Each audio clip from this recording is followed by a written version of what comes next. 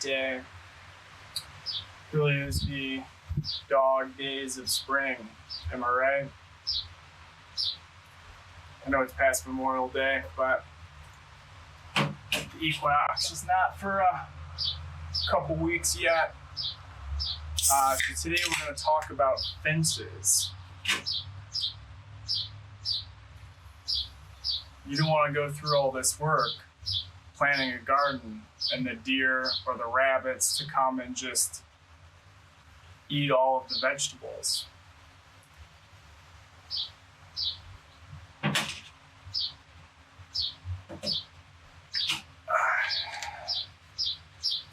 So you should have figured out the dimensions of your garden last time when you were planning it out and turning over the soil. When you're going to make this fence, do consider the opening. You know, if you're going to be bringing stuff in and out of the garden, you want to have an opening that's large enough that you can get a wheelbarrow through, or if you want to bring a machine through, you got to have, you know, a good size opening. So the materials for the fence, we're going to use these metal posts here. Been around for quite a while. Gonna pop them in with this guy. It's gonna go over top of the post, and then we'll hit it in with the sledgehammer.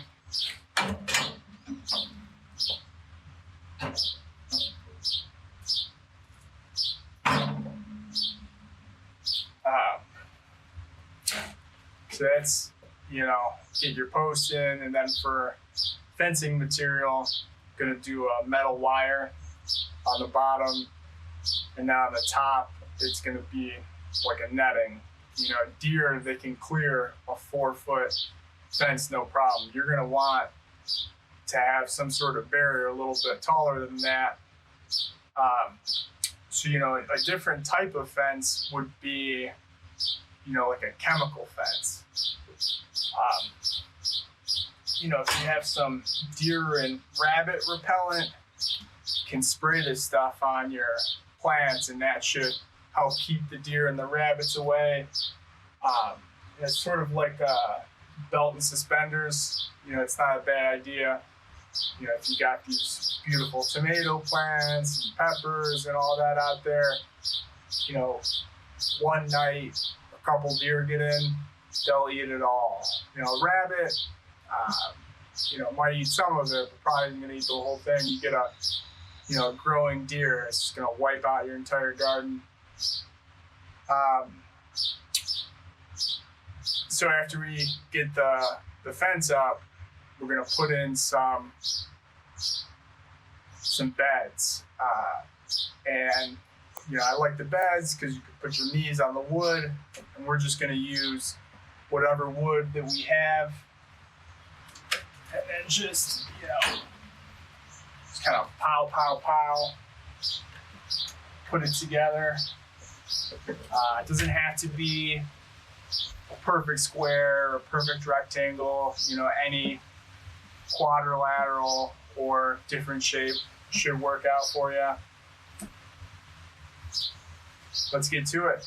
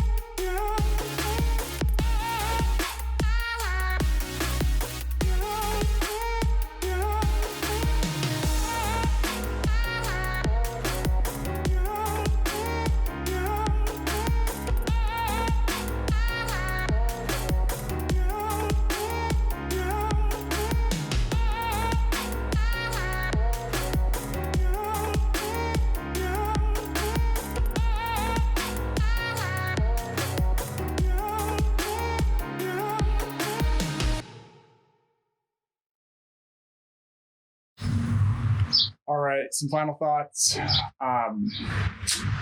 Consider if you want your fence to be temporary or permanent. I like the idea of a temporary fence because that means, before you start planting next year, you get a big machine back there. You can, push the soil over. If you got a compost pile back there, you can, drag that compost pile to get you a nice layer of organic material, nice layer of fertilizer on top. Your fence is something that you can improve over time. So, the main thing, you want to keep out deer, rabbits. If you notice that it gets breached, repair it. Use what you have around. No reason to go out and buy a bunch of stuff to make a fence. If you have some materials around, some stuff that'll keep deer out, rabbits out, get what you got, get your fence together so that once you get these plants in the ground, you're protected.